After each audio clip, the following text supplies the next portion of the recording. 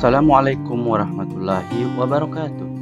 Bapak Ibu guru hebat, berjumpa kembali dengan saya, Sandi Tias, calon guru penggerak angkatan ke-7 dari SMA Negeri 1 Jonggat, Kabupaten Lombok Tengah. Ini merupakan sebuah video tentang koneksi antar materi pada modul 2.1 tentang pembelajaran berdiferensiasi. Apa itu pembelajaran berdiferensiasi?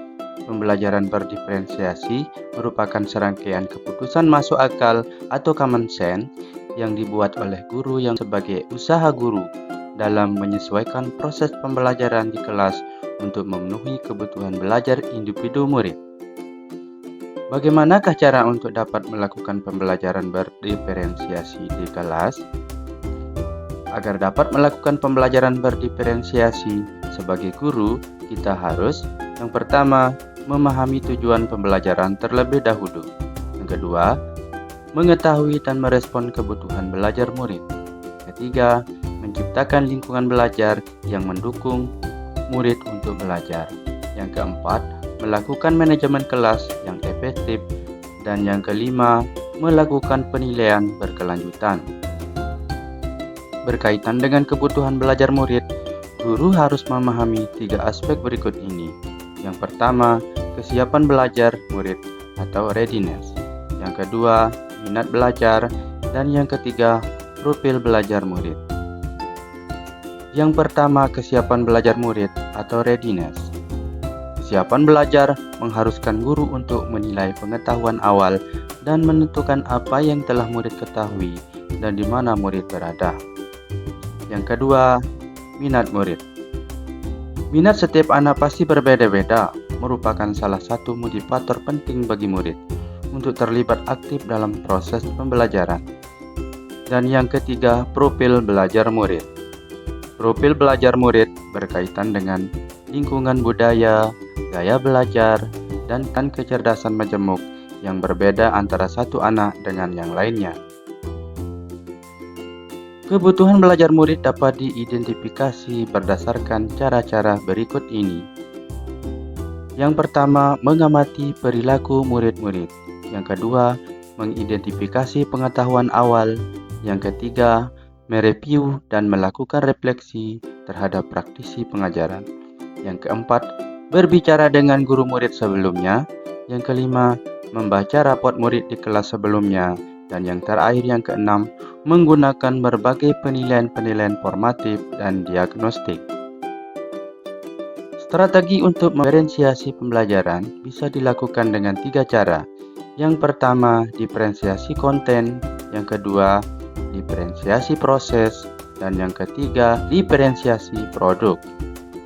Sebagai guru, kita dapat memilih salah satu atau mengkombinasikan dari ketiganya. Yang pertama, diferensiasi konten berkaitan dengan apa yang kita ajarkan, seperti materi konsep atau keterampilan yang perlu dipelajari berdasarkan kurikulum. Diferensiasi konten bisa dilakukan dengan membedakan pengorganisasian atau format penyampaiannya, bukan mengubah atau menurunkan standar kurikulum. Yang kedua, diferensiasi proses berupa kegiatan yang memungkinkan murid berlatih dan memahami atau memaknai konten dengan cara membedakan proses yang harus dijalani oleh murid. Dan yang ketiga, diferensiasi produk berupa bukti yang menunjukkan apa yang murid telah pahami dengan cara membedakan atau memodifikasi produk sebagai hasil belajar murid, hasil dan latihan penerapan dan pengembangan apa yang telah dipelajari. Adakah keterkaitan antara modul pembelajaran berdiferensiasi dengan modul-modul yang lain? Pasti ada.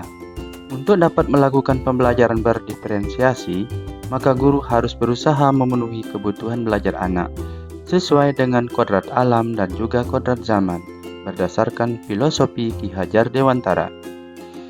Dalam melakukan pembelajaran berdiferensiasi, seorang guru penggerak harus berpihak kepada murid, reflektif, mandiri, kolaboratif, dan juga inovatif untuk dapat menciptakan pembelajaran-pembelajaran berdiferensiasi agar dapat memenuhi kebutuhan murid.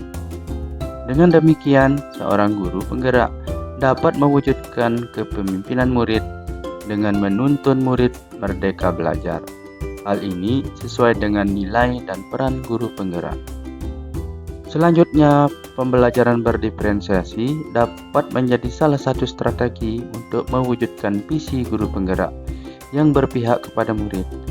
Dan dalam pelaksanaan pembelajaran berdiferensiasi antara guru dan murid, harus ada kesepakatan kelas terlebih dahulu supaya proses pembelajaran dapat berjalan dengan baik sesuai dengan nilai-nilai budaya positif. Bapak Guru hebat, demikian pemaparan koneksi antar materi pada modul 2.1.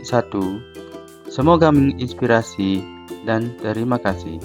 Salam dan bahagia. Wassalamualaikum warahmatullahi wabarakatuh.